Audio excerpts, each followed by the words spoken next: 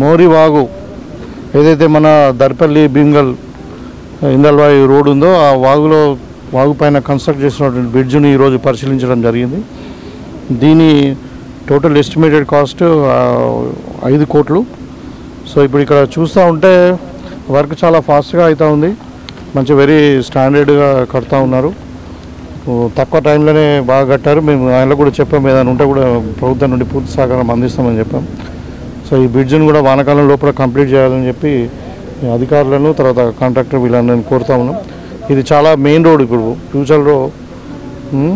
So కాబట్టి దీన్ని పరిశీలించడం జరిగింది. ఈ వర్క్ కూడా త్వరలోనే ఒక 2 నెలల్లో కంప్లీట్ అయిపోతుంది.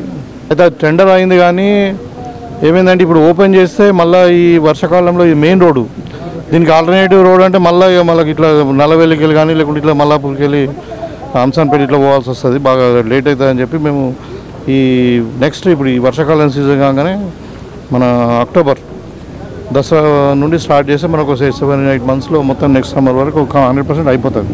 టెండర్స్ కూడా అయిపోయినాయి దానికి.